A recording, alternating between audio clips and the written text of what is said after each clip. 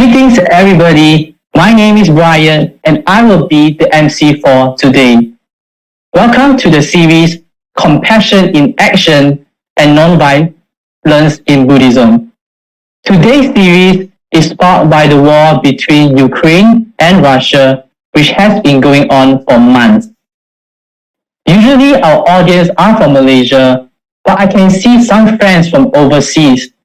So let's interact a little bit and do share where you're from in the comment section below.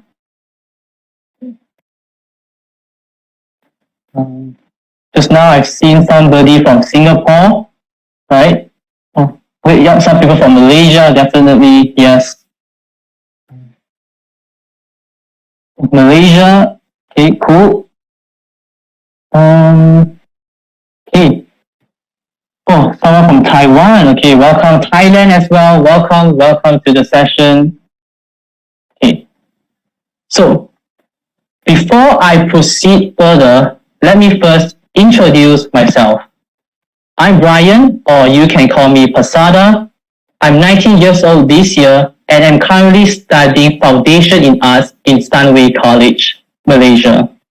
I'm also an active member of Putra Heights Buddhist Society Youth, Buddhist Society of Sunway College, and a committee member of BADI, which stands for Banda Utama Dhamma Duta Youth. Today's talk is the second and final talk of the series entitled Buddhist Approaches to Social Reconciliation and Healing. We are very blessed to invite Ajahn Kalyano, the Abbot of Buddha Bodhivana Monastery, Melbourne, Australia.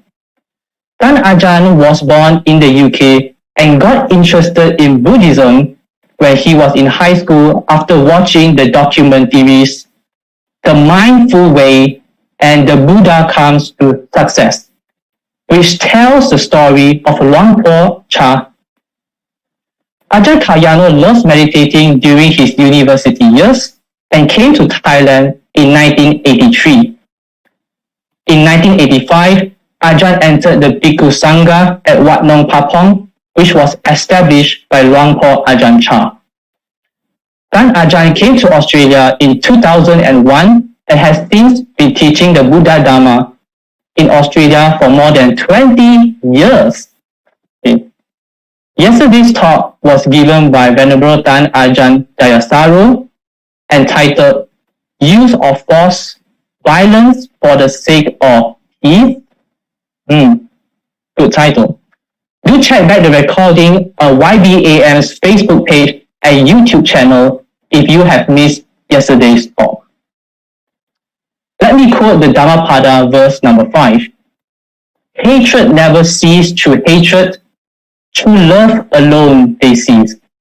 This is an eternal law. Beautiful quote right here.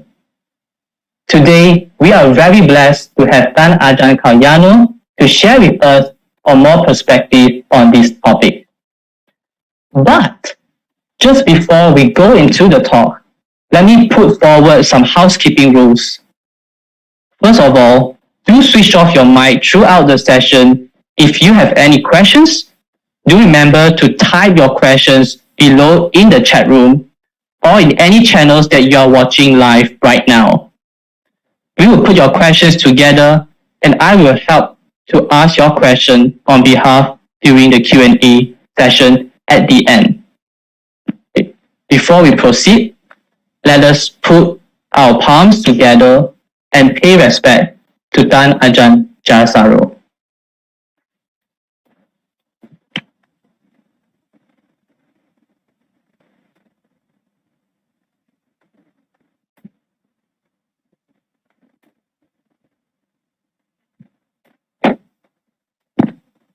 Okay, so Tan Ajahn Jayasaro, you may proceed.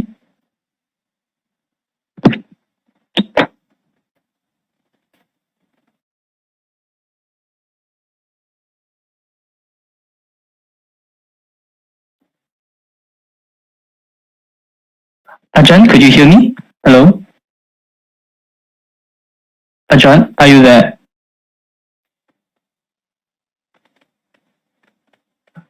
Ajahn, hello.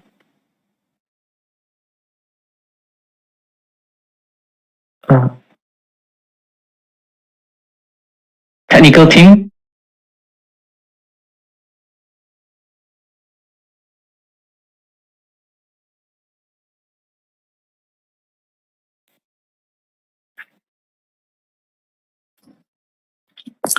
Namo tassa bhagavato arahato samma sambuddhassa. Namo tassa bhagavato arahato samma sambuddhassa. Namo tassa bhagavato arahato samma sambuddhassa. Buddhang dhammang sanghang namasami.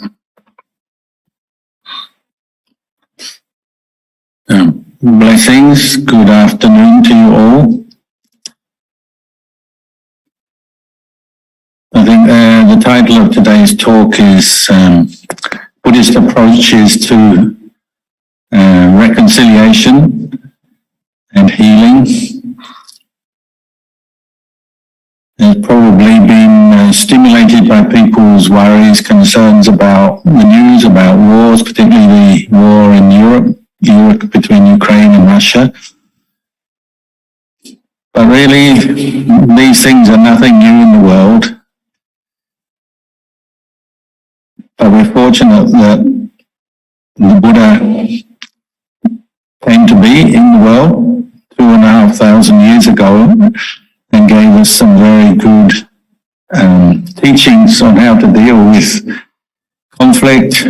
To avoid conflict would be the best, but if conflict has happened, how to resolve conflict and move on. And his teachings were applicable in those days just as they are this day. So disputes, conflicts, wars, disputes between individuals, groups of individuals, and then the need for peace, reconciliation is nothing new. They were happening before the Buddha came along, and they've been happening since the Buddha came along. But for those who have little dust in their eyes, who are fortunate to have come in contact with the Buddhist teachings, at least we have a whole collection of teachings and practices to help us deal with these things. And one thing that, the Buddhist approach to healing, reconciliation, it starts with each individual, recognizing that we have a responsibility for our own actions in this world. And if we are experiencing conflict and suffering in our own lives, well, the starting place is to recognize what's going on in your own mind, in your own life, your own actions, your own world, you could say. But that doesn't mean to say to neglect the wider picture of what's going on elsewhere in the world or with other people, but to recognize that we can't do much to help the rest of the world until we've sorted out ourselves or understood ourselves better. So these are the two aspects of, you might say, Buddhist teachings. Buddhist approach to practice is learning about yourself, how to look after and understand yourself better, and then using that, what you've learned, and the peace and compassion and wisdom and understanding that you develop through your own practice, using that to help those around us. So reconciliation implies that there must be two things, or maybe two different sides, or maybe more than two different sides that are opposed. So obviously in a war you have different sides that are fighting, but you can have a dispute between two people, so it could be husband and wife, two work colleagues, or an employer and an employee, could be two friends, could be two siblings, two students, two neighbors. Once you've got two people, there's the possibility of misunderstandings and conflict. You don't necessarily need to have two countries fighting, just two people together. If they're not in harmony already, you'll start to have conflict, and then there'll be a need for reconciliation and resolution. So why do we fall into conflicts? Because we don't recognize the truth of the way things are. And the Buddha's offering to the world, he offered that, because of all our internal personal sufferings and problems in life, as much as the greater sufferings and problems of the world, the origin, the cause of it all is ignorance. This word we use in Buddhism, avijja. Ignorance of the truth, misunderstanding of the truth, lack of knowledge of truth, leads us into all kinds of mistaken views and thoughts and misunderstandings of ourselves and then the world around us, and leads us to have all kinds of false expectations, high expectations, wrong expectations of how life should be, how the world should be. So maybe just in this era, this period, one of your expectations maybe that is challenged at this moment, that's bringing you suffering, is the world should be peaceful. We shouldn't have wars anymore. I know I think that sometimes. Wars, you tend to think of as something from the past, like world wars and ancient wars. Why are there still wars in the world? It's so, it's time for the world to wake up and not fight anymore. Surely we can do without wars. They're a thing of the past. And yet here we are, and they're here. And this is the way things are. So why do we have disputes? Well, it's becoming from ignorance, not recognizing the harm we're doing to ourselves and others when we fall into disputes. And then before we know it, we're harming each other to the point even of killing each other. But at some point these conditions change, don't they? Even wars have a beginning, they have an end. And that's one thing you can learn from. If you do feel like wars are a thing of the past, that they shouldn't be happening now, well, you can learn at least from the wars of the past. And one thing you can see in common is that every war has a beginning, has an end. And this is one of the basic teachings that the Buddha gave us, is to reflect on the impermanent, changing nature of this world.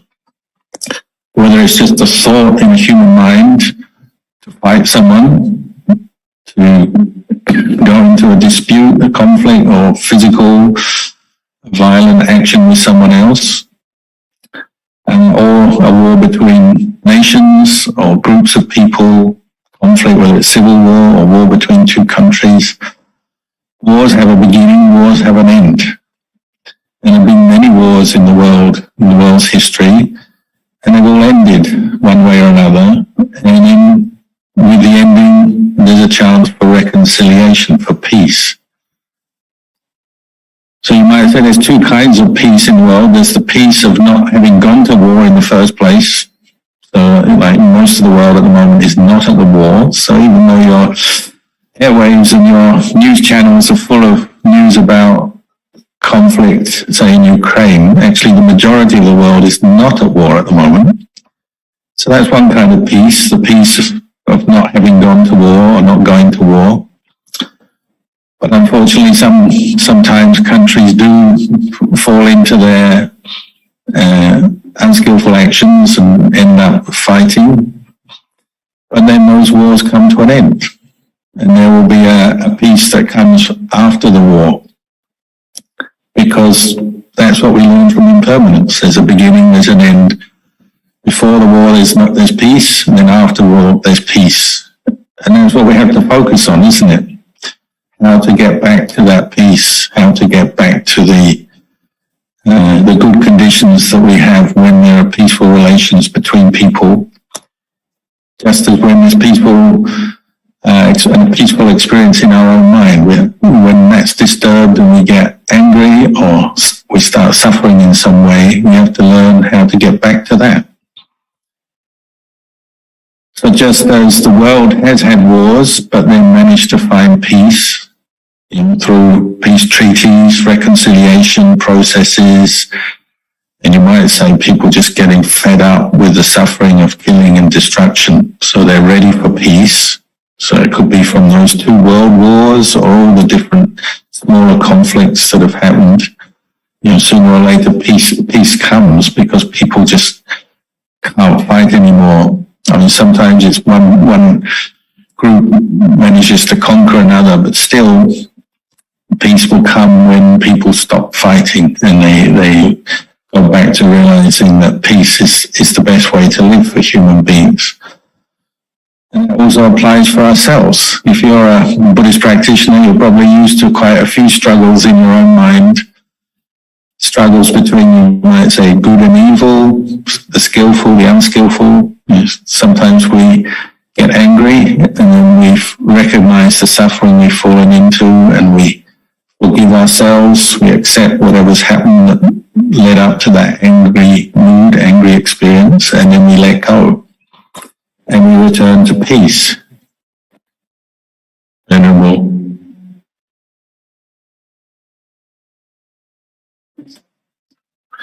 Okay, sorry, there was a disconnection there. So in our own lives, our own individual lives, we've also had many inner turmoils, inner conflicts that we've witnessed, and the reason they passed away. That really is where we have to start understanding what the nature of peace and then disturbance, the opposite of peace, is from our own mind. We've all been angry before, we've all been afraid before, we've all been caught into desires and obsessions and attachments for things that we haven't got before.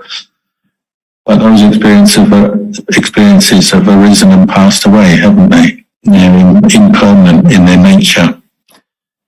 So whenever we start to reflect on this, develop some mindfulness and self-reflection, we can start to see the impermanent or transient nature of this world from the inside, from our own mind. And that's where you can maybe get an appreciation more for peace. So if you've been struggling in your mind with a period of discontent, anger, jealousy, dissatisfaction, one reflection you can bring up at that time is ask yourself, how long does this last? How long will this last? What's feeding it and what will bring it to an end? Because you've seen it arise and pass away in the past, you've been angry before, you've been suffering before in one way or another, you've seen it in the past, you know it arose, it passed away before. The next time you're falling into a similar state of suffering, you could ask yourself at that time, bring up the mindfulness and ask yourself, how long is this going to last? How long do I need to keep feeding this and holding on to this kind of suffering? Can I let it pass? Can I let it be?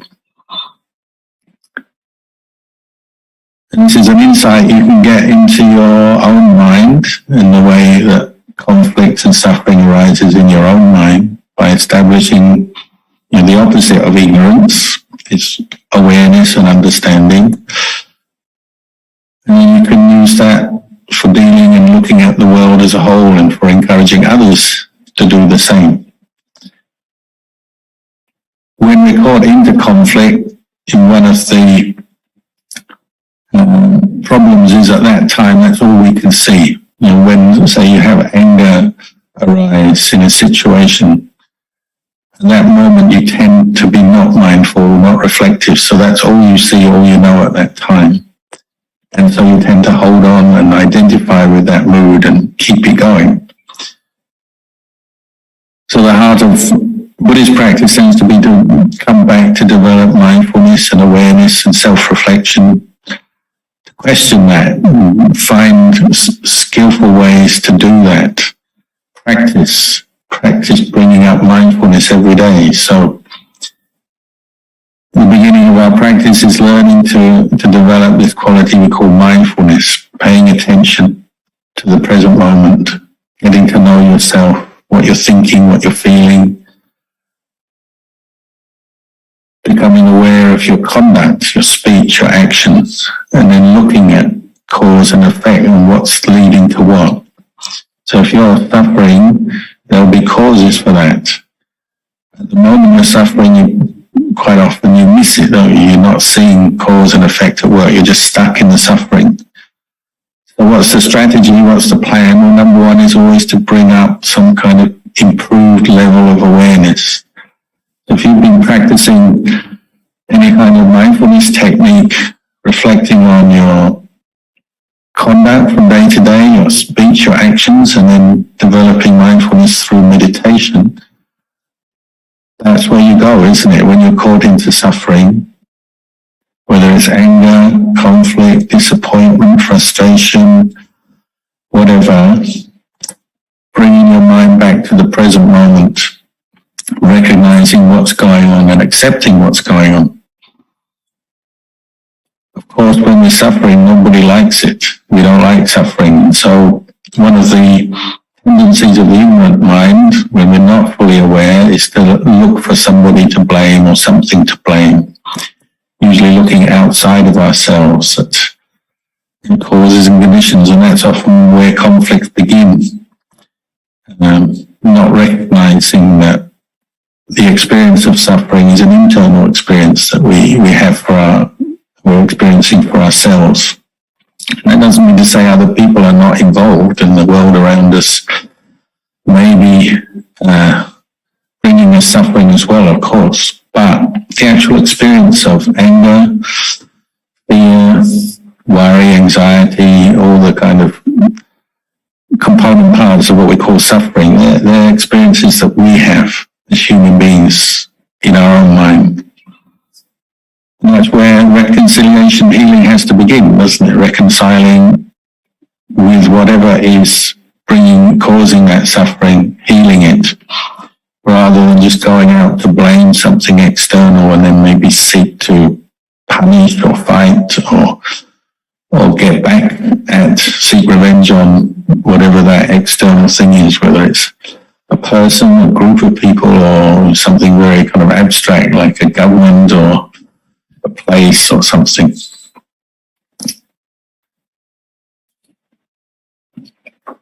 So the Buddha encouraged us to develop mindfulness every day as a basis for practice.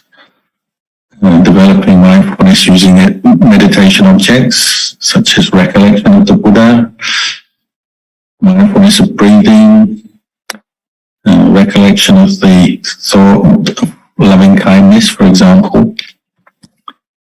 To bring attention up, to pay more attention to ourselves, to get used to looking and knowing ourselves in the present moment. Because when you're mindful, you're aware of your body and mind as it is right here, right now.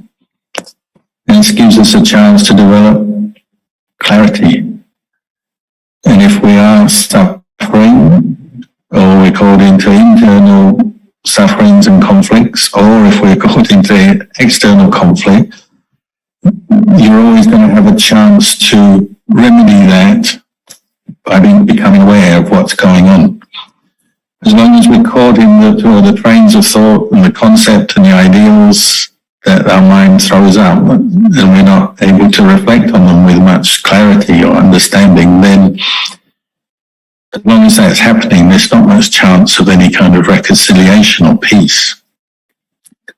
So the real place for beginning the process of reconciliation and healing starts within our own mind.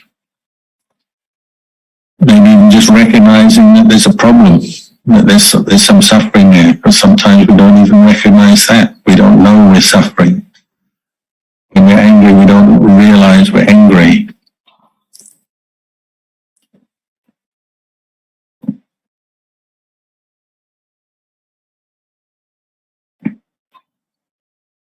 One of the things the Buddha gave us to reflect on to help become more mindful, more aware, is he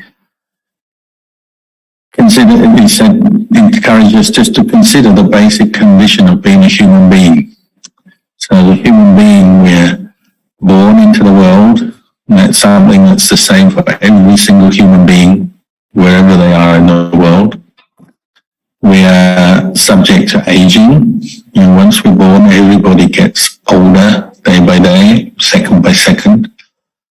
Everybody gets sick in one way or another sooner or later, ill or injured, aches and pains, or just the sickness that comes with aging of the body. And everybody has to face death. You will definitely die. It's the one thing you know about life, is that you will die at some point. I will die, you will die, everyone in this world dies. If you really become mindful and aware of those simple truths, basic truths that the Buddha encouraged us to reflect on every day, what does that do to your mind? Well, my experience is it brings a great sense of humility, a recognition of the frailty of the physical body, but also of the mind that inhabits the body, because the mind can't stop that happening, can it? Your mind, however smart you are, however much you know, however clever you are, however much power you wield, whoever you are, whatever you are, you can't stop the fact that every day you're getting older, you'll get sick, and one day you must die. So when you reflect on that, it humbles you, doesn't it? Takes your ego, your sense of self or conceit down a peg. That's very useful for us, because that's often the beginning of mindfulness, when you're starting to see the way things are, rather than being caught into your own views and opinions about how the world should be, how your world should be, how you should be, and how the world around us should be, and how other people should be. It's just bringing your mind in line with truth. It's that every day I'm getting older, I'm getting sick, I must die. I can't stop that or control that very much. You can do a little bit to ease the pain and reduce the sickness by treatments, of course, but ultimately we can't stop that. So if you become really mindful of that, it brings your mind to a place of clarity, doesn't it? You say, oh, this life I lead is imperfect. This world is imperfect because I'm definitely getting older and going to die one day. And I can't stop that. And the next reflection you might have once you're becoming mindful of this truth is that other people are in exactly the same boat as you. Is there anyone in this world who doesn't get older, get sick and die every day? No. Everybody is heading in the same direction. We're all facing the same challenge, the same difficulty. So one thing you learn in practice of what the Buddha taught is that wisdom and compassion kind of are much the same thing, two sides of the same mind. So the wisdom of becoming mindfully aware and clear that you are getting older, subject to sickness, one day you will die, naturally leads on to the arising of compassion and understanding that other people are exactly the same in that respect. It's a universal truth, isn't it? There's no living being, even animals, insects, whatever, whoever, any living being is subject to aging, sickness and death in this world. So as you consider that, even just, sitting here listening to me, maybe just take a pause and take a few moments to consider that. Then the next thought is, we're all in the same boat. We've probably got more in common than we realize. Because when we get caught into division, we divide with others over views and opinions, over wealth, money, property, land, power, politics, ideals. We don't see these truths, do we? We get caught into the divisions and the differences, and that's what leads to conflict. But when we pause, pay attention to the way things are, it starts to become more obvious. Oh, they're getting old, I'm getting old.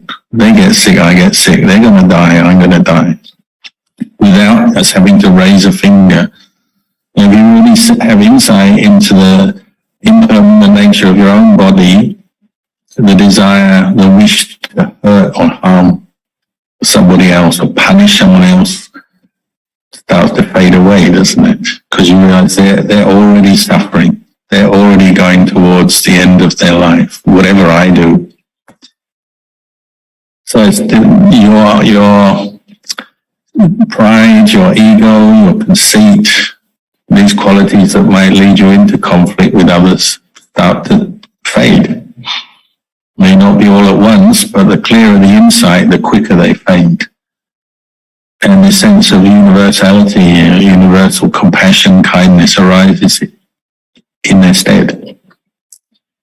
And this is one offering that the Buddha gave to the world, is that the human mind can reach a point where it experiences what we call universal loving kindness, universal compassion, universal altruistic joy, universal equanimity, which is a very positive quality. It's not meaning indifference.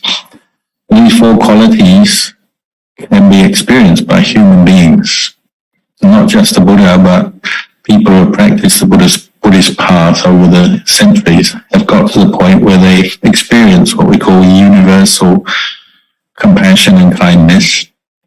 That means unconditional, without limits, without missing anyone out, recognizing that there are things we all have in common, reducing our own attachment to self and ego and bringing up that sense of, or that mind state, mental state of compassion directed to all living beings. This is possible because people have already proven it. Men, women, young, old, the Buddha and the disciples of the Buddha to this day have proven it over and over again.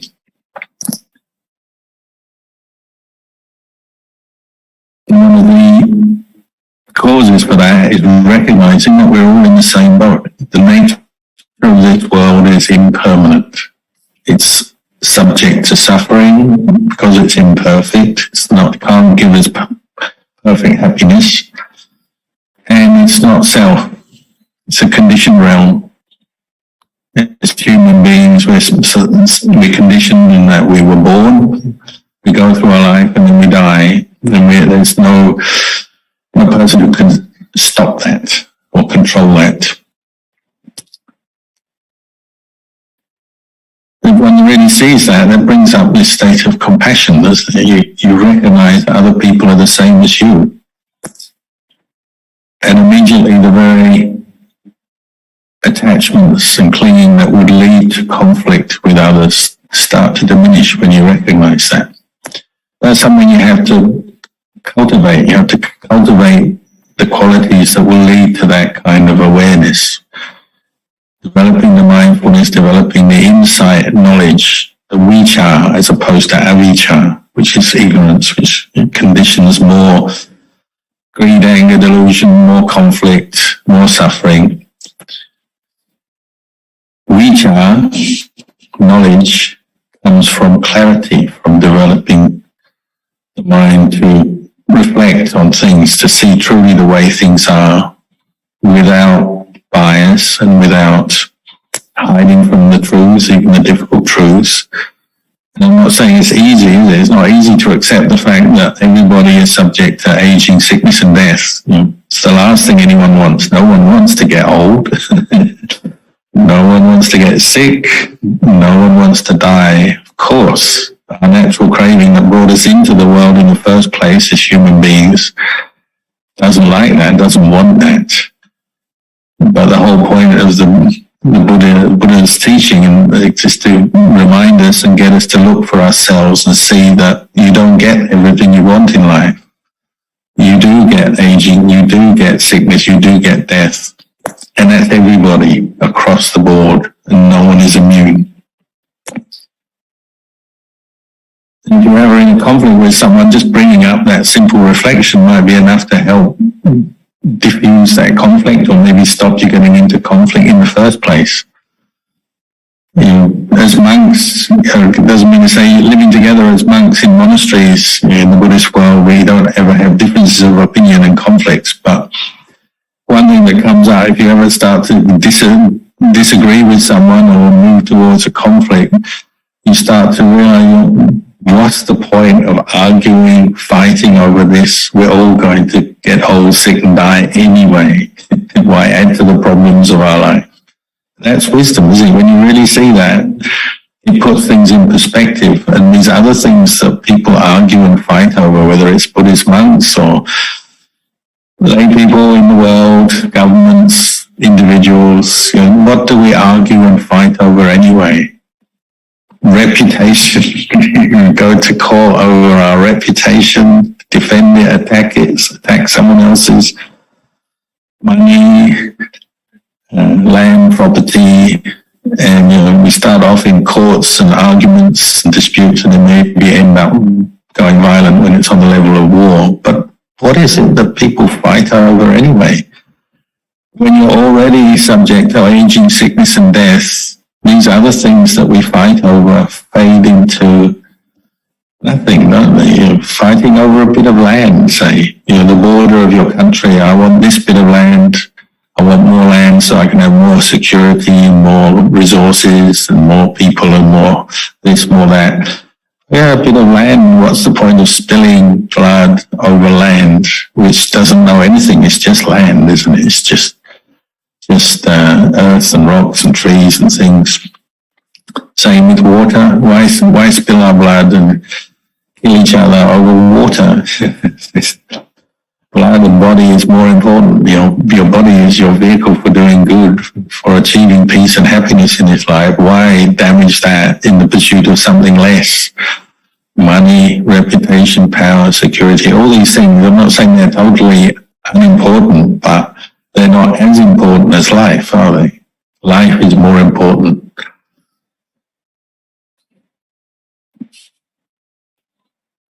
So this is one of the themes that the Buddha, that flows through the Buddhist teachings, to recognize that the things we fight over are really not that important, not worth it. And we really don't need to fight because we're all going to die anyway. We're getting older, get sick and die anyway. Why spoil it by harming each other in the first place?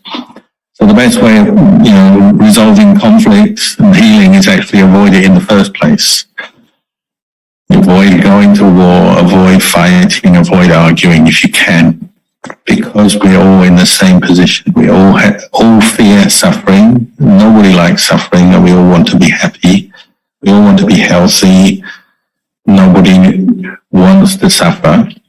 So why add to the suffering by arguing and fighting over things? But of course, having said that, we do forget ourselves. Ignorance is always slipping into our thinking and our decision making and our activities as humans. So that's why we do have conflicts. We forget the truth. So in the first place, try to avoid the conflict by becoming more mindful, recognizing what we have in common with the other people. It doesn't mean to say you have to love and like everything about them. They may have a different taste in things and different wants and desires, but at least recognize those people also want to be peaceful and happy, and the conflict is only going to damage ourselves and others. If you can recognize that before you even get into the conflict, or as you're getting into the conflict, then you might stop. That's the first thing, isn't it? Then you can apply the same wisdom if the conflict has already occurred, if people have fallen into their wrong views and made the mistake of going to war or fighting or arguing or suing each other or whatever it is, whatever the dispute has come up. If it's happened already, well, your aim is to get back to that same point where people can see the common humanity between them. If you're dealing with a post-dispute, post-war, post-dispute, then you need to apply these teachings now to the moving on so that people can get back to peace. But it still comes from the same insight, isn't it? This world is impermanent. We're all subject to aging, sickness and death. We all want to live in peace. We all hate suffering. Bringing up this sense of recognition that we're all in the same place and have the same, ultimately have the same desires, and trying to get people to see that see the benefits of peace and good conditions for getting on with our lives so that people can move on.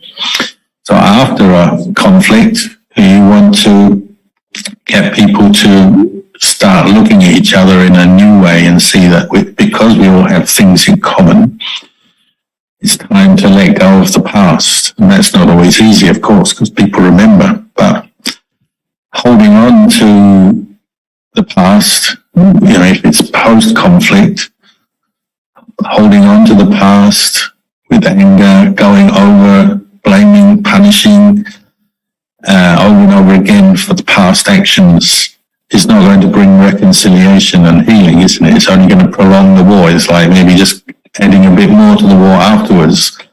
It's like when people have that desire to have the last word in an argument, you have the last word and you keep the argument going, start it again, maybe it flares up again. That's not reconciliation, getting back to peace. You really want to see the value of true peace, where you're setting aside the past, letting it go so you can move on. It's not easy. Of course, it requires much effort and attention and patience on many people's parts. Skills in speech and negotiation and talking to and doing what we can to get back to this point where everyone sees the value of peace.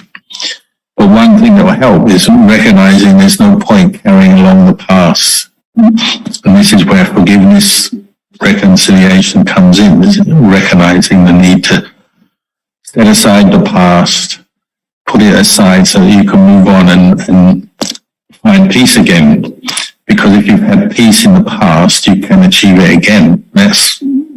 You use that to your advantage, that knowledge. So many countries in the world currently are at peace, so they can use that. If they ever fall into war again, we hope they don't. If they do, they have to go back and remember we were at peace before. We've had it before, and remember the advantages of peace, that you can go about your business without worrying about bombs dropping on you and bullets flying through the air and so on. If you can aspire to get back to that, having remembered it before, then you see the value of letting go of what's happened, putting it aside. Even though terrible things happen in war, in conflicts, even just in arguments, we say very nasty, horrible things. If you really want to reconcile and get back to peace, then you have to put it aside, don't you? You have to be able to set it down. Recognize there's no point carrying the past, all the bad things of the past around us. And it's like, a heavy bag full of suffering that you're carrying on your shoulders. We have to really learn to put that bag down for our own benefit and the benefit of others. In the monasteries, we have this saying, when you have a dispute between two monks or two groups of monks and they really can't agree and they keep going back over the past, he said this, he said that, the way humans do when we carry the past around. We have this phrase, we say, covering over with grass. It's actually a method the Buddha gave, possibly from the times that he lived in, simple times. So humans, when they had disputes, sometimes they would cover them over with grass, meaning, a dispute or a conflict or a war is a horrible thing. It's bad. And so they compared it to dung, poo, something that's smelly, dirty, that nobody wants. So all our accumulated anger and frustration and regret and guilt and hatred based on past events, especially after a war or some horrible dispute, that's still going to be sitting in the mind, and to go back over it over and over again, trying to apportion blame, punish people over and over again after such a terrible thing as a war or a big dispute, it doesn't end it, does it? It just keeps dragging on.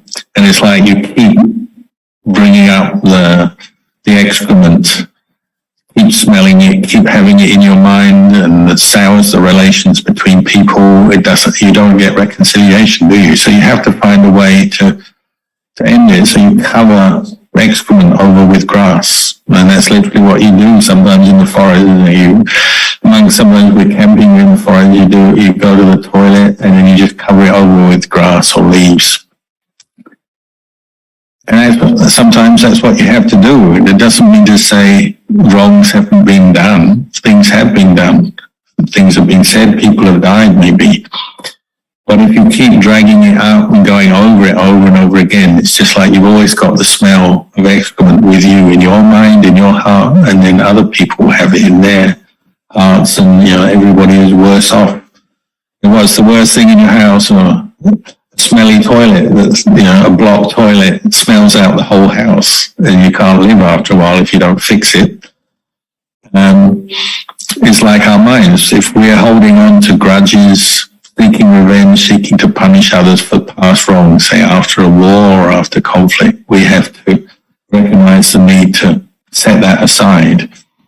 And if we can't do it by talking about things that have happened and repairing the damage in that way, then we cover over with grass and move on. Once you're covered with grass, you move on, you walk away, you leave it, and eventually the grass and the excrement forms compost. That's what compost is, isn't it? It's a mixture of vegetation and manure and poo, and then it gradually becomes compost, and then you can even use it for your garden, put it on trees and things.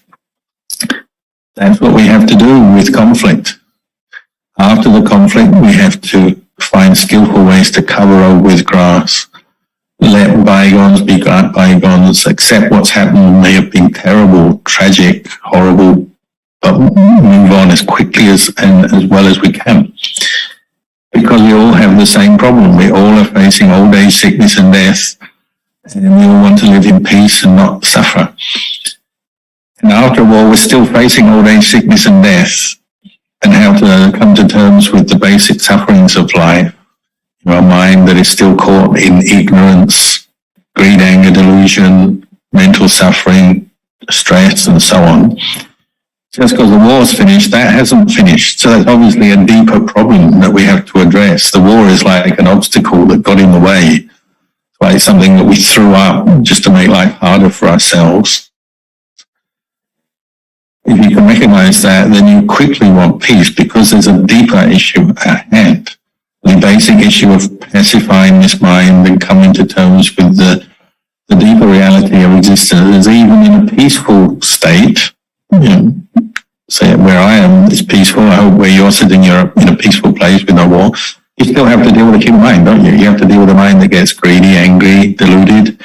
You have to deal with the problems of earning a living and then getting old and living with other people and then sickness. And then ultimately you've got to face the fact that one day you will die.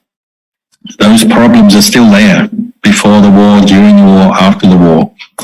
So really the war is just, if you can see it in this way, it becomes totally unnecessary. It doesn't improve or help anything because you're still facing the same basic problems.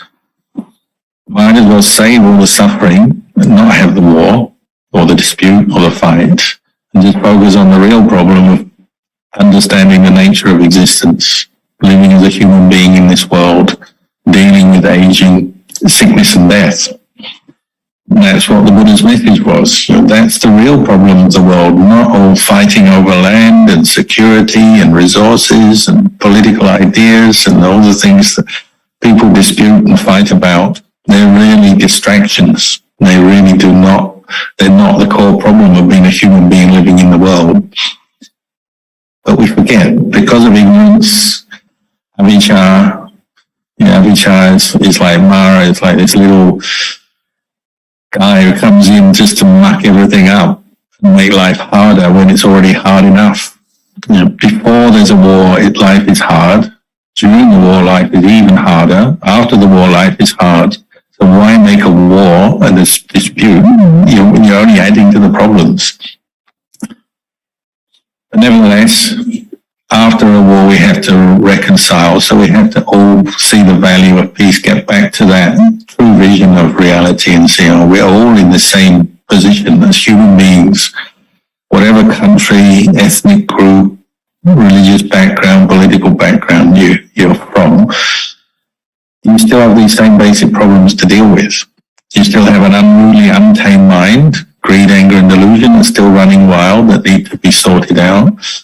you have attachment to this body, and this body is getting old, getting sick, heading towards death every day. That's the real problem. That's the real thing to understand and get beyond.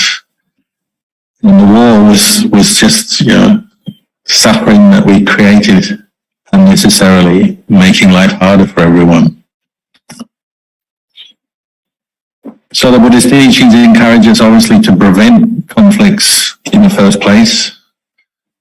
If you're in a conflict, to end it as peacefully and quickly as possible. And if it has come to an end, then to work hard at reconciliation, getting your mind back to the state where you can see other people as the same as you. Bring out some of that unconditional kindness and compassion so that you can move on, and you have to let go of the past. And it doesn't mean to say we cut off memories. We still remember the past. Say if you're coming out of a war or conflict, you remember the past. But that memory is something you learn from and use it as knowledge to make you more careful not to fall into the same problem again. So why has Europe had so many years of peace? It's because they realized how bad war was in the Second World War. But of course, still people forget, and we do go back to war again, but so far not on the scale of a world war. But when you come out of a war, you have to really work hard not to go back into it again. So you have to see the value of peace and get people to see that we all benefit when there are peaceful conditions. When people cooperate, we all benefit. And this is one of the ways the Buddha taught the monks, saying when monks fall into dispute, the idea is to get everybody to see that we're all happier and better off when we cooperate. Doesn't mean to say we all necessarily like and love each other, but if we can cooperate with each other in a peaceful way, we can all benefit, we can all move on, we can all grow in our lives and in our practice. And that's what we're aiming for. And we have to forgive. We have to forgive ourselves, because it's very hard to forgive other people if we can't forgive ourselves. But we also have to forgive others, and particularly after a war or dispute, because there will be things that have been done, we've done or others have done, that may be quite terrible after a war, of course. But, it's the worst tragedies that happen in human existence tend to be wars. So much destruction, loss of life. But we have to be able to move on by forgiving and letting go, however bad it is. And that's our goal. That's what we're moving towards as quickly as possible.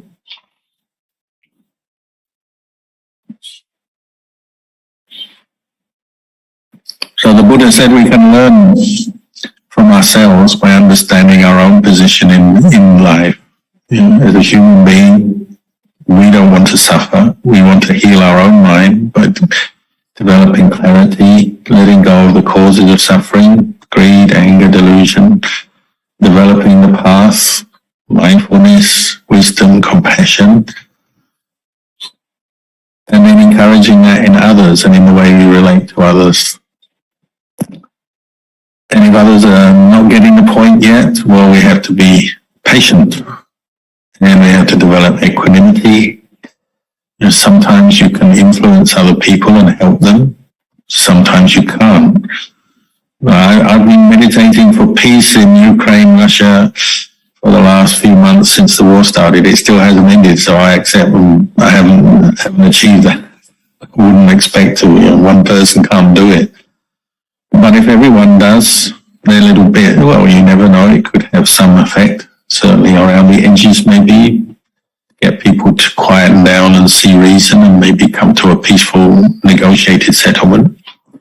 That's all we can do, isn't it? You start from yourself, you work outwards, and you have to be very patient and accept that the world is an imperfect place. People's minds are imperfect, just as my mind is imperfect, and I sometimes lose my mindfulness, get angry, hold on to a grudge. Other people do that. But as you recognize that as the cause of suffering, then your own wisdom and compassion comes up for yourself. And then for other people, you see the same. You give them the chance to grow and to let go of their own anger and develop the better qualities that the human mind can do.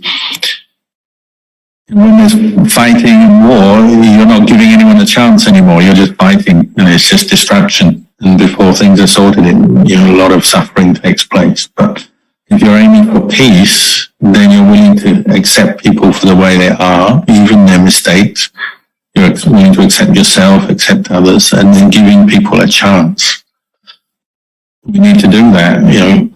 That's what a peace negotiation is. You give people a chance to make peace, to develop some understanding, to get back to cooperation again by putting your arms down, your weapons down. It starts with speech as well. The Buddha used to say, before a war, people will be arguing, they'll use their words like daggers. So it starts with verbalization. Next comes physical action. So if we all want peace and reconciliation, we've got to start through our speech. Skillful speech, encouraging people to be more calm, more reflective, to seek non-violent means to resolve their differences, to learn to be more cooperative with each other. And then there's a chance people will put down their arms, put down their weapons. So the guidelines are there, the principles are there, and as Buddhists, we do our best to encourage them through our own actions, in our own life, and then encourage others as well. But we really have to start with ourselves, because often it's very easy to look at others and say, oh, they shouldn't fight, they shouldn't do this, they're wrong. But you also have to come back and look at yourself, don't you? Do you still have anger and rage in your own mind? Do you still sometimes lose your temper? Do you still sometimes seek revenge on other people? If we haven't fixed our own mind yet, then we can't rush to fix other people's minds and other people's lives too. We're not going to be too good at that, are we? We have to come back and start with ourselves first.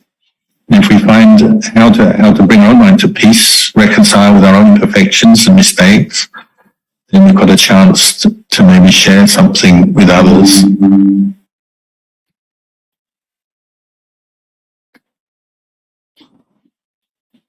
So maybe I've been talking for quite a while now. Maybe I'll leave the talk there, and if there's a chance we can have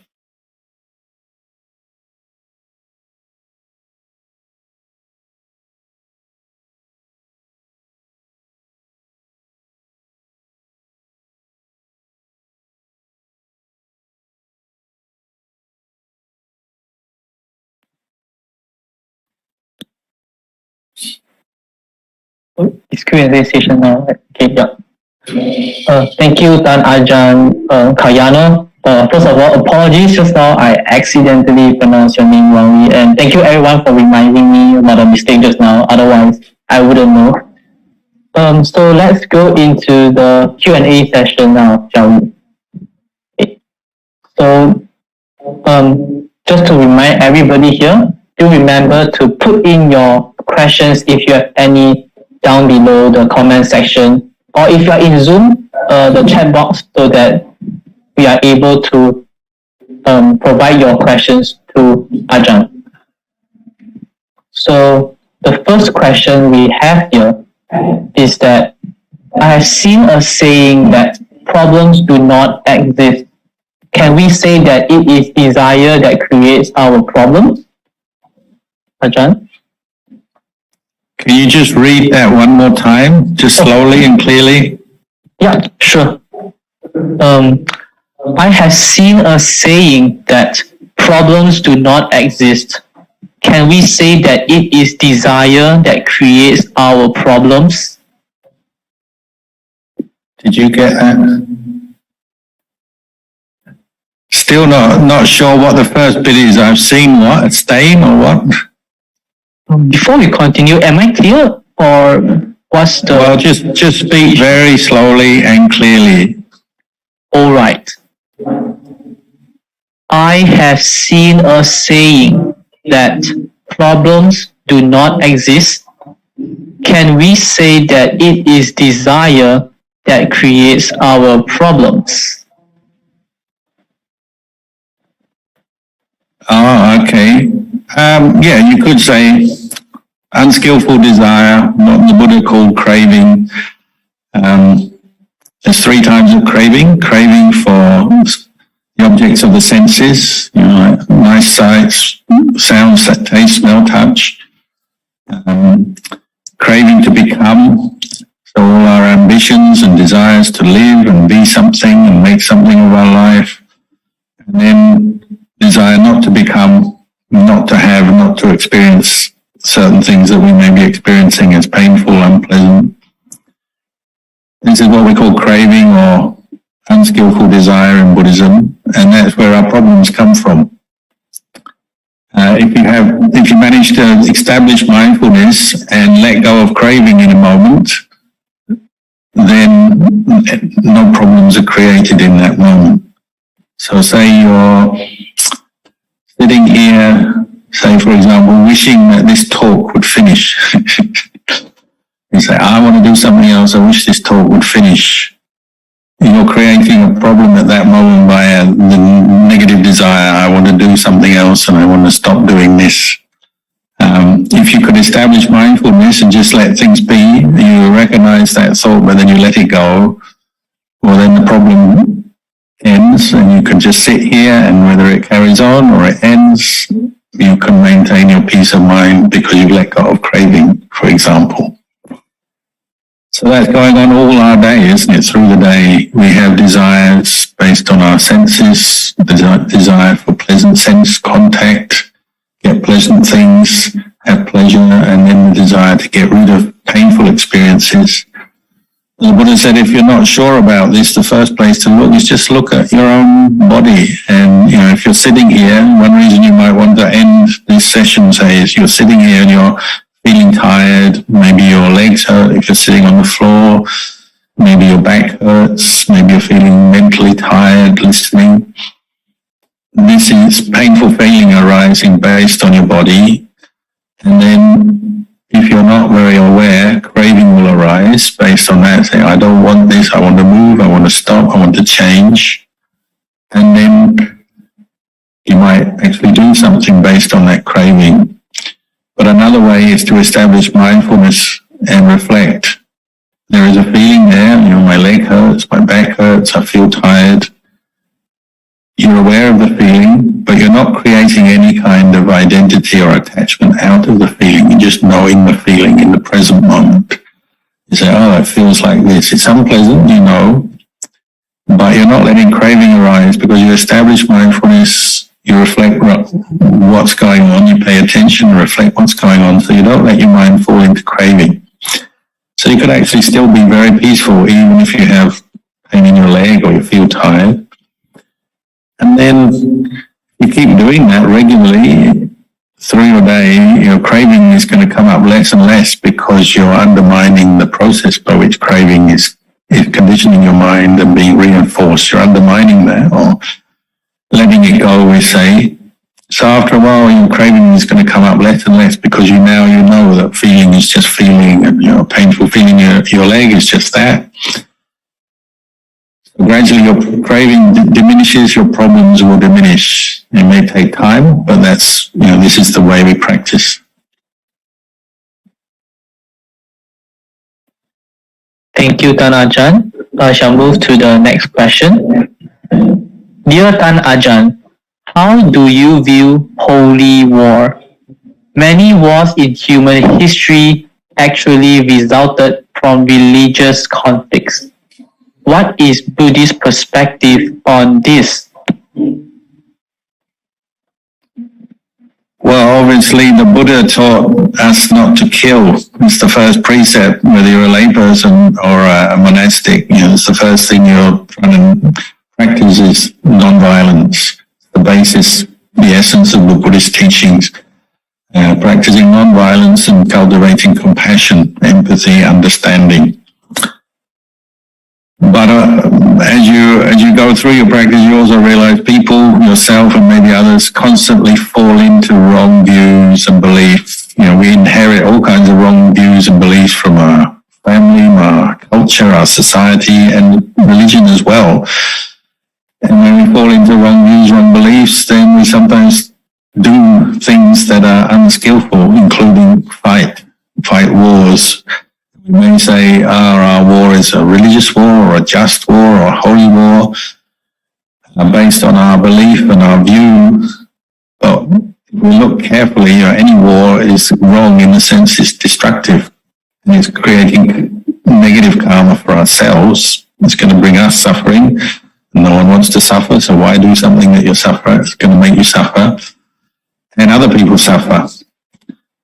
So it's a contradiction. There wouldn't be a Buddhist holy war if you were following the Buddhist path and following the Buddha's teachings.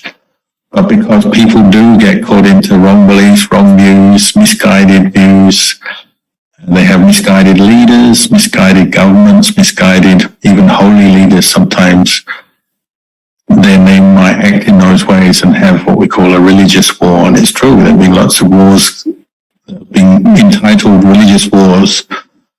But another way of looking at it is just the effect of greed, anger, delusion, ignorance on a human mind may lead that mind to deludedly think it's in the interest of that person to fight and kill for some reason.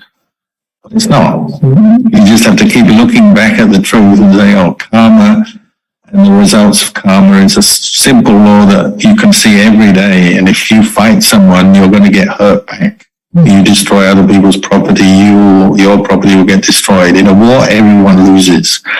Nobody gains anything, and it creates a lot of karma, which will come back on you, not just once, but, probably for many lifetimes. So hopefully human beings can learn their lessons in any type of war, whether it's religious, political, or anything. It's just making life worse for yourself and others. It will bring karma back to you. Why do people have terrible things happen to them? Often it's past karma from past lives, past actions, wars and things. Even monks aren't immune from this. I know quite a few monks who have recollected the past actions in past lives that come back to them in the forms of injury and accident. So why do that? In the name of religion, politics, or anything? Why make yourself suffer?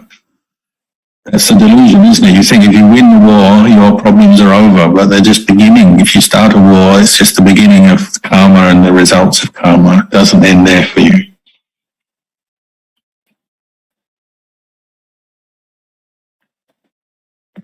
Thank you for the sharing, Ajahn. We shall move to the third question. Right. Tan Ajahn, some people commented that we need to do more than just meditating. War doesn't end while we sit in meditation hall. Tan Ajahn, what do you think of these comments? And what else can we do better as a religion to improve social harmony and peace? Oh yeah, the whole of the Buddhist path, and meditation is one aspect of it, but developing skillful actions, skillful speech, as well as cultivating the mind in mindfulness and wisdom. So the whole of the Buddhist path will address these problems. So what does the Buddhist path begin with is practice of giving, sharing. If we practice more giving, more sharing, you definitely won't have wars if you're thinking of giving and sharing with people. What's the best way to placate an enemy? Give them a gift. Give them something. Help them. Say some nice words to them. That's compassion in action, isn't it? Yes. And that may be developed through meditation first, because the whole point of meditation is you're empowering your mind, developing the very skillful qualities. But then next is putting them into action. But you can begin if you're not, even if you think you're not a very good meditator, anyone can practice kindness and good speech, skillful action in daily life. Anyone can do that. And we do. Human beings do it all the time. Every day you see people being kind to each other, helping each other, in different ways all over the world. So people who do know this very well, it's just sometimes they forget. So you might say when somebody goes to war, they've forgotten this. But compassion in action begins with giving and sharing, and it develops a good feeling between people. I remember one thing my mum said when she lived in the UK, and when they had the Olympics in the UK, I can't remember what year it was it 2012 anyway? They had the London Olympics, and so you get people coming from all over the world when there's the Olympics. And they have all these volunteers. It was the same in Sydney in 2000 in Australia and any other country. You get all these volunteers. They're just volunteers, and they go out on the street, and because there's lots of tourists and athletes and people from all over the world, they don't know the locality, they don't know where they're going, they need some help, some information. People will just give them help. And that's what they're there for. They're volunteers to just help people at train stations and hotels and at stadiums and all the places that people were going to. And my mum's noticed, she said, this was such a good time because everyone was just doing these small acts of kindness for total strangers from all over the world. And it generated such a good feeling. And so she was really sad when the Olympics ended, not because she was into sport, but just because she recognized how good and how nourishing that was for society. And that you see that replicated in other countries when they have their Olympics. You get all these people just willing to help strangers, being friendly, speaking nicely, going a bit further, going out of their way for other people. So that's where Buddhist practice begins. The meditation, you might say, deepens that. So you're developing those qualities inwardly and strengthening them so they become unshakable. So obviously dana alone, sharing, giving, being kind alone can still be shaken. You know, if something goes wrong, maybe you give up or you feel disappointed. They say you're kind to somebody and you help them, but then they don't behave very well, or there's a misunderstanding, or you physically get tired helping others and you get burnt out. You know, being kind and helping others can have its limits. So then you build on it and you develop skillful conduct, what we call sila, morality, speech, action that's harmless.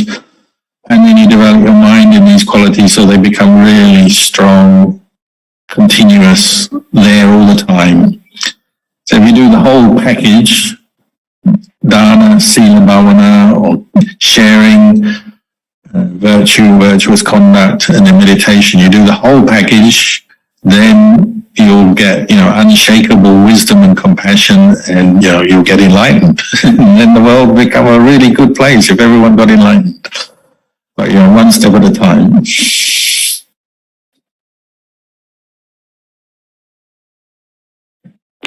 Thank you, Ajahn. Sounds like Ukraine and Russia should have to host the Olympic together to create more peace. All right, let me move to the next question. Dear Dan Ajahn, Buddhist countries like Sri Lanka and Myanmar are under hardship, while non-Buddhist countries like USA, Switzerland are not lack of essentials for daily living. How do we relate this in terms of karma? As practicing Buddhists, it is more likely to be born in Buddhist countries in future lives.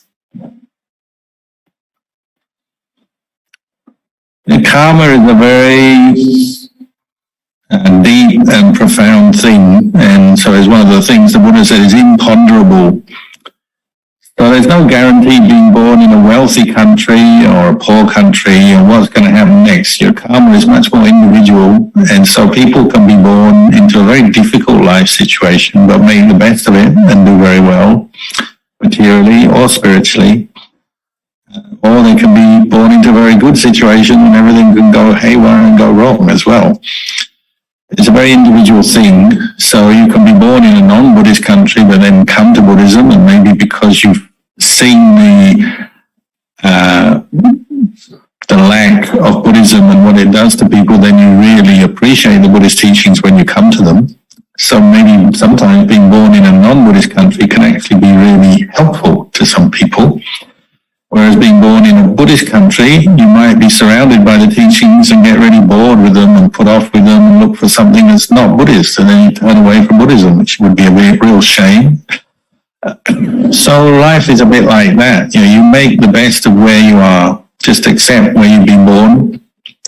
Your parents give birth to you. Always appreciate your parents, the people who've helped you and bring you up, and you make the best of your situation. And it's interesting, isn't it? The monks I know who have become enlightened, most of them were born in quite poor families. Not all, but many of them into poor families with very little education, very little financial resources. They had to struggle, maybe just to put food on the table. Their parents had to struggle for them, or they had to work from a young age. But they were able to become fully enlightened arahants. And that's something to know, isn't it?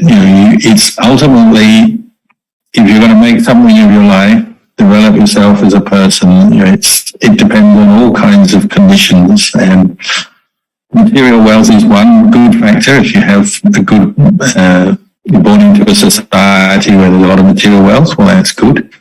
That's your good fortune from the past coming up, good karma. But you really have to build on that, don't you? Whether you're in a poor situation, a wealthy situation, your peaceful situation, or if you're born into a place that's at war, you do the best you can.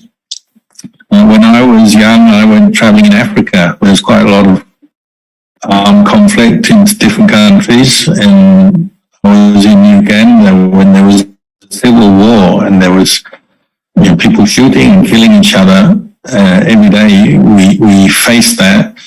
I'm not saying I did anything to help them, but what I noticed was that the people, the average person that we met were really very pleasant people, very kind, generous people, very witty, smart people, very kind, compassionate people, good people. When I was traveling there, received a lot of kindness, even in the middle of a place that was in civil war. So if you are in a difficult situation where there's economic hardship or war or these other things, or your family is in disarray and terrible things are happening in your family or something, you just have to make the best of where you're at. And there's always a possibility to improve your situation, and this is one of the blessings of the Buddhist teachings. They can help human beings improve and learn and grow even in a difficult situation. And it's never hopeless. A situation is never hopeless. It may be difficult, of course. There are challenges in life, but if you keep practicing, we practice to rise above the difficulties and the challenges, to go beyond them, whether it's helping other people. Sometimes you just have to be very patient and wait for the opportunity, or our own practice. We have to take our opportunities and put our effort into our practice, and not just give up and be defeated by the conditions around us.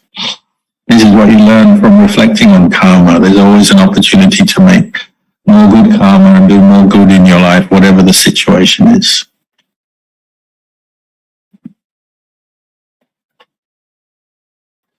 Let's move on to the next question. Dan Ajahn, what should we practice in order to create and develop space around arising anger or greed? Thank you. That space around anger. Can you just say one more time, slowly? Yeah, sure, no problem. What should we practice in order to create and develop space around arising anger or greed? Thank you. I hope I heard correctly as develop space. So then mindfulness. Pay attention, first of all, to what's going on. So if you're caught into anger or greed, you're suffering in any way, bring up the awareness, I am suffering. I am caught into anger here. I'm getting angry. I'm lusting after something. I'm greedy for something. Bring up some awareness. Pay attention. Ask yourself a question. What's happening now? How do I feel? What am I thinking? What's going on? The more we can do that, the more clarity we gain, and the more you can see that if you are following intentions of greed and thoughts of greed, or you're suffering over something, getting angry or resentful, you can recognize that you're suffering. Then you can look to let go of that state of mind. Because the more mindful you are, the quicker you'll be able to let it go. But first of all, you've got to recognize what the problem is. And half the time, we're just not mindful. We don't realize we're acting in anger, speaking in anger, thinking in anger, or acting out of greed, attachment. We're not seeing it. So then we don't see a problem. So then we're not looking for a way out of the problem.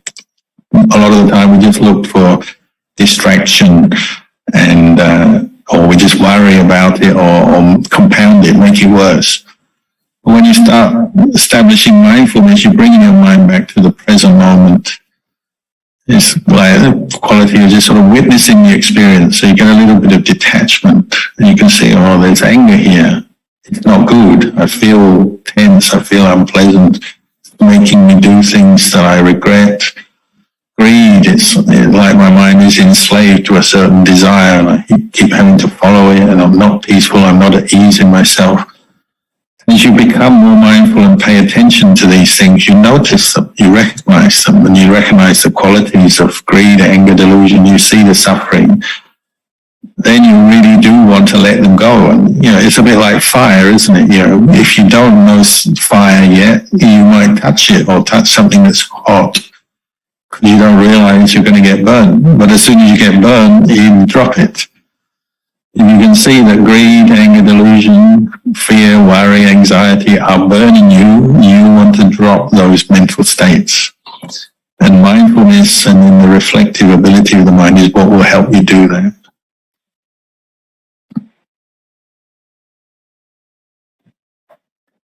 Thank you, Ajahn. We shall move to the next question, number 7. I am able to forgive and give metta to people who have ill will and do bad things by reflecting that I may also have done bad things in my previous lives. Is this right view? Yeah, that's a kind of compassion, isn't it? In the sense that you're understanding that others are the same as you. They do things that are evil, unskillful, harmful. You've also done those things. When you become mindful of that, then some of your conceit, your ego shrinks down, doesn't it? Because you realize, oh, I also have these stupid, foolish, unwise qualities in me. I shouldn't be so judgmental of them. I should be more understanding of them, just as I can also forgive myself. I should forgive them. We learn to accept these qualities, these mistakes, but then move on, let go. And to let go means you stop being angry with yourself or others for the mistakes you made, but you recognize them, learn from them, and then try and move on, and obviously not repeat them. And so seeing things in other people, that maybe the first thing you do is come back and say, well, do I still have anger? Do I still have greed? Am I still selfish? Rather than just judging them, blaming them, wanting to punish them, get back at them, come back to yourself. Can I free myself from these qualities? And that's how we practice.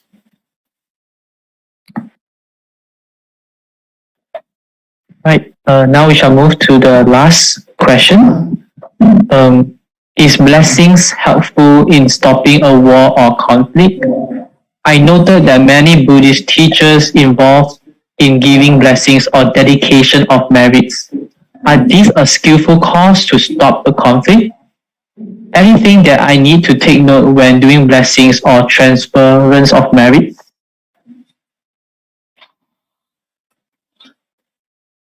Yeah, I would say sharing merit and giving blessings and receiving blessings is a good preventative of conflict. And probably where there are conflicts in the world, one thing they haven't been doing prior to that is this sharing of merit. If you are comfortable with the idea of karma and rebirth and the Buddhist cosmology, that there are beings in other realms, there are many beings in other realms that are suffering.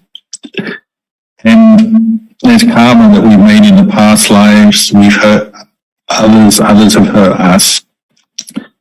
of the ways to bring a peace, bring an end to that kind of hostility of the cycle of revenge and punishment from past lives to this life is by sharing merit, dedicating merit, as well as practicing forgiveness, but recognizing there may be beings in the past that we have hurt and sharing merit with them and dedicating merit to any beings that are suffering in other realms that we can't see, ghost realms and so on.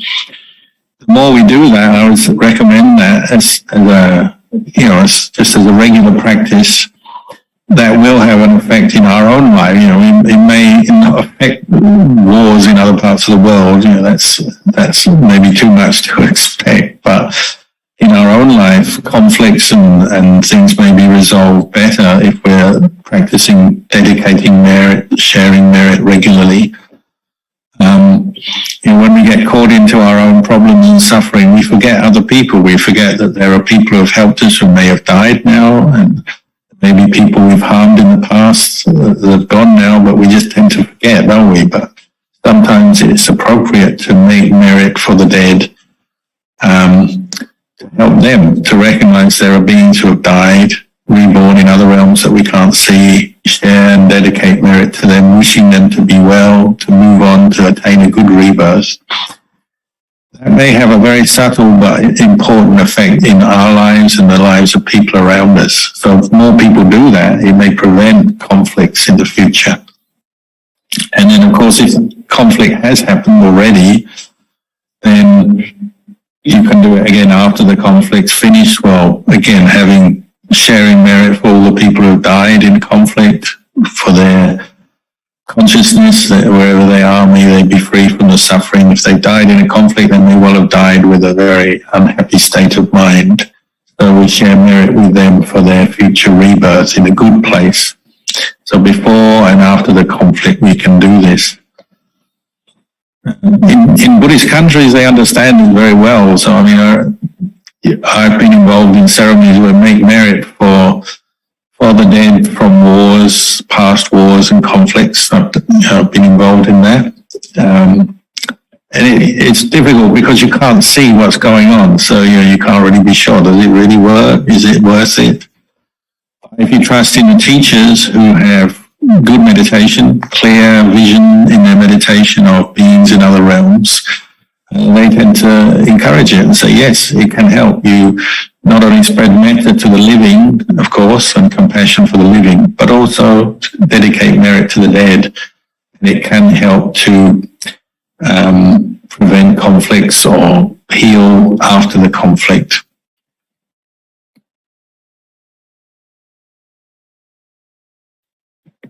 Thank you, Ta Ajahn, for all the answers. Unfortunately, the session is about to end.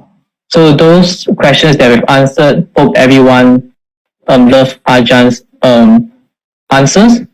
To those questions who are unanswered, that's all right. There's always a next time. Ajahn, do you mind if you would like to do a sharing of merits and blessings? Could you do that? Okay, that's a very good way to end. So I'll chant a traditional blessing from a Buddhist monk. While I'm chanting, maybe all you listening can dedicate the merits of listening to the Dhamma and talking about the Dhamma today.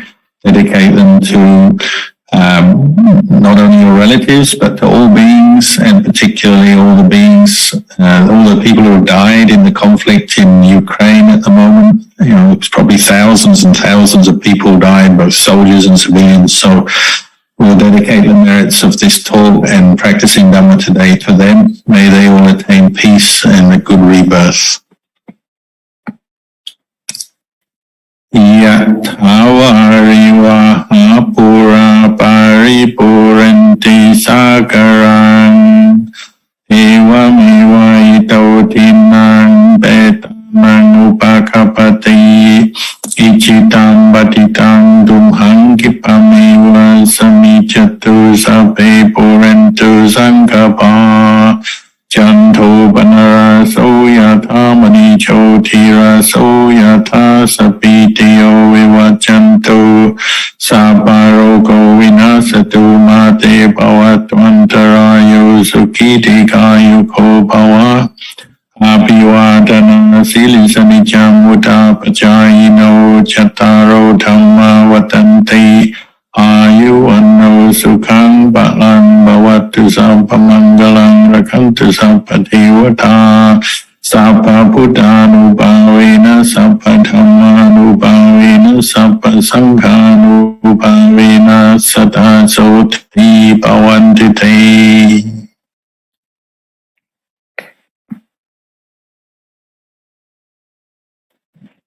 Once again, thank you, Tan Ajahn Kalyano. Brothers and sisters in the Dharma, before we leave, let us put our palms together and say big three sadhus to Ajahn. Okay, let's do it together, shall we? Sadhu, sadhu, sadhu. And also let's bow towards Tan Ajahn.